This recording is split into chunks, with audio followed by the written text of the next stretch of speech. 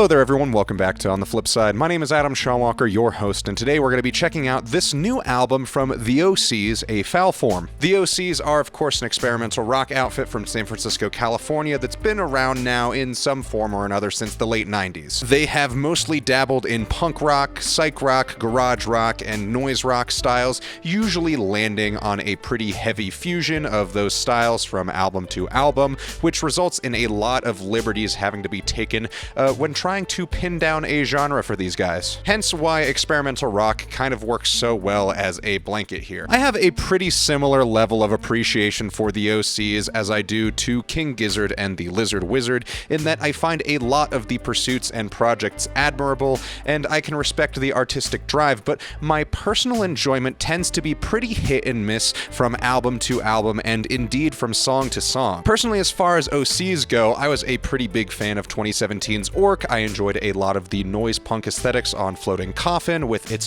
freshened up take on classic punk, pulling that thin surf rock style guitar and driving snare into the 21st century in a surprisingly endearing way. But A Foul Form, over its fairly short runtime, feels a lot more like experimentation that doesn't land very well. There's a lot more of a clear pull from sludge metal with some very Matt Pike style vocals, lots of overbearing fuzz, which makes the guitars sound incredibly thin and not in a very complimentary way. And the noiseescapes that are created here too don't really fill out the tracks so much as they invade the track, usually awkwardly. And that's not to say that there aren't some good things on this album. In fact, as far as the very bare song structures go and the raw energy, this is a really solid punk rock record. It's just accented with so many unflattering embellishments that are, they almost never feel like they add to any of the tracks, and generally take away from them, as they are just noisy to the point of distraction instead of being complimentary. I do think there are a couple of tracks here that tend to work a little bit better. That would be Too Late for Suicide, which still has these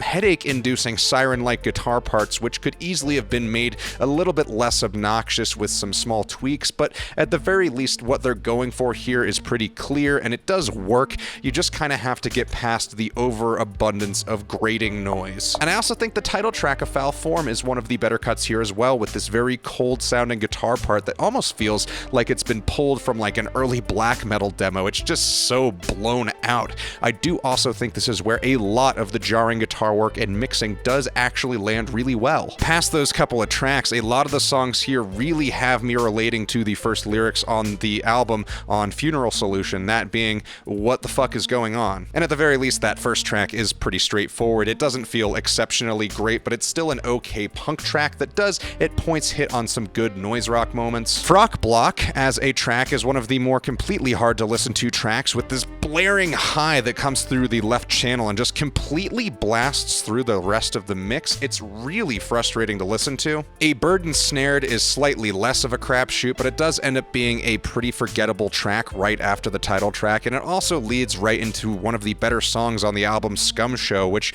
while I don't love the song, is a lot easier on the ears. The whole song is a very crusty affair. It's a very crusty punk rock trip that is very, very much over more quickly than I would like. The track Fucking Kill Me also hits a pretty mid-tier wave, nothing particularly outstanding, but I can get behind the main groove, which is a bit Devo-like. Perm Act as the longest track here really feels like an attempt to kind of throw together something a little bit more substantial, but ends up being a bit of a shallow grab at trying to emulate like the Cramps. Not awful, mind you, but it's not bad music for bad people level. Social Butt, I think, might be the most obnoxious track here, and it's entirely the result of the vocal work. I don't really mind this instrumental, but I do just hate the very quick, snappy, and bouncy delivery that comes across in a really unflattering way. It's like they're trying to do like a Buzzcocks style vocal thing, but they're trying to like make it heavy. It just sucks. And at the very least, Sacrifice finishes off the album pretty strong with a quick to the point blast of punk rock. Definitely a lot more plain than most of the other tracks. This whole album really feels like it's fallen into this trend where a lot of these psych rock bands feel like they need to try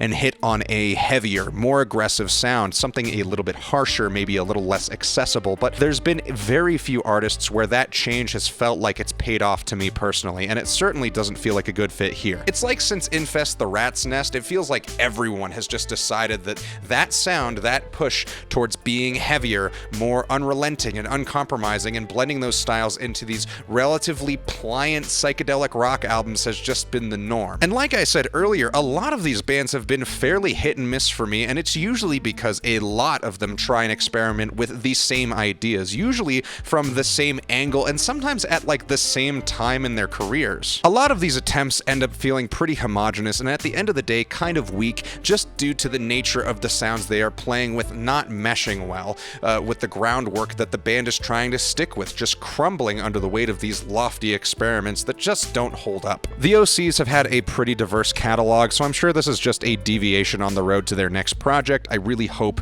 though, that whatever they land on next has a little bit more going on for it than this project does. I think A Foul Form is a pretty solid 3. Thank you all so much for watching. Let me know what you thought of this album in the comments below, and remember to like and subscribe, and check out my Instagram, my Reverb, and my Depop. Links to those are in the description below. Thank you all so much again, and we'll see you on the flip side.